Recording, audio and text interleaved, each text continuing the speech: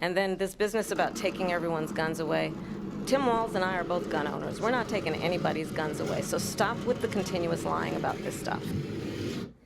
Just because you're a gun owner doesn't mean that you're not willing to infringe on the Second Amendment rights of American citizens. I mean, Joe Biden owns guns, or at least he's alluded to owning guns before. Said, Jill, if there's ever a problem, just walk out on the balcony here, or walk out, put that double-barrel shotgun and fire 2 blasts. He's been one of the worst presidents in the history of presidents when it comes to executive overreach on infringing on American citizens' Second Amendment rights. So that dog simply don't hunt. But apparently, Tim Walz sorta hunts. New video has surfaced of this dude. The headlines all say struggling. I would say dangerous level of incompetence when it comes to his weapon. We've got the video, and we're going to talk about it after we have a quick word from today's sponsor. This seems like a perfect time to talk about medical gear outfitters. I don't know what it is with vice presidents and incompetence with shotguns. A lot of houses just have like a rudimentary first aid kit that's not good for like serious injuries. And even if you don't know how to use things like chest seals and tourniquets and stuff like that, having those supplies on site when somebody who does know how to use those things, like particularly when we're talking about incidents like this where people are being rescued from disaster areas, having those supplies there and not having to have them take up the supplies of the emergency personnel that are going to have limited resources when they get there is a very, very important concept, and one of those responsibilities that, in my opinion, we should all take. So Medical Gear Outfitters is my go-to place for that sort of stuff. I know the people who own the company and do the stuff on the ground, putting the stuff in the boxes, and they even have one now that is in a Pelican case, which straight up existed before the hurricane hit.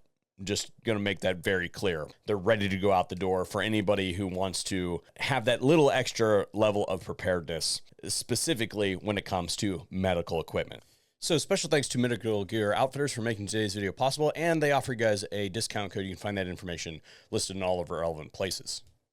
I'm actually going to have to submit this video to YouTube for review because, in my opinion, this does not show guns being used in a safe and effective manner. The paragon of firearms knowledge for the Democrat Party. Tim Walz, everybody. Take it away, bud. And it never fits quite right. Never fits quite right. Just not quite right. How do you give it back? Governor, what kind of gun is it? This is a Beretta A400. I bought it when I was shooting a lot of trap because it has a kind of their patented thing, a kickoff. So when you get old, it doesn't hurt your shoulder as much. I've tried to do the best I can, but I've not been perfect, and I'm a knucklehead at times. Truth. Truth. On display. Thank you, Governor. As the governor alluded to, this is a Beretta A400, and in my professional opinion, the Beretta A400 is specifically designed to be one of the easiest shotguns in the world to load, even though he seems to be having some serious trouble with it. The A400 is a 12-gauge shotgun that is designed to work with everything from 2 3/4 all the way up to 3.5-inch magnum load, so it has a huge loading port.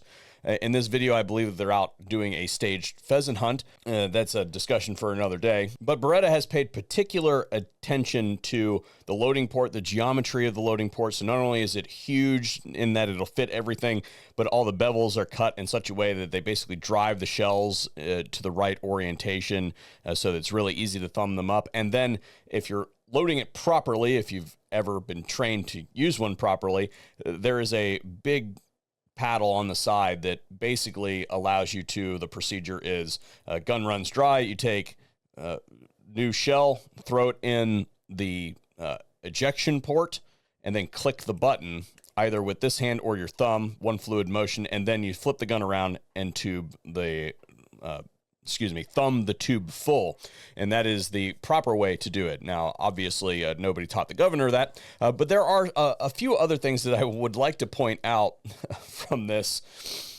The first is, this is right on the line, but I have a problem with the way he does his trigger finger management. I've seen this many times, and I've seen multiple negligent discharges with this kind of handling. What he's done is he's wrapped his trigger finger around the trigger guard on the shotgun, and that is not the right way to hold that, because the rest of your fingers, when you do that, are kind of slackened, and they can find themselves into that trigger guard pretty easily. And if you get bumped, or you can see that they're in tall grass, even though, again, it's a staged pheasant hunt where they basically release all the pheasants and then you send the dogs out to find them type thing. And you get to pick your terrain. They're still working in tall grass, so obstacles can be difficult to readily discern, so to speak. And getting jostled could very easily lead you to slipping inside that trigger guard. The proper way to do it is to wrap your fingers around the grip of the shotgun, and then these two fingers, one of them kind of runs up over the top, and then this one is straight forward. And that is the way that you're supposed to do that. And then you operate the shotgun like this. And he sort of gets it right, because he reflects the gun like this and puts the shell in, but somehow he can't get the rest of the operation together. Governor, I suggest that you go down and see my boys at Tactical Response. Tim at Tactical Response teaches a fantastic shotgun course that I highly suggest that you take.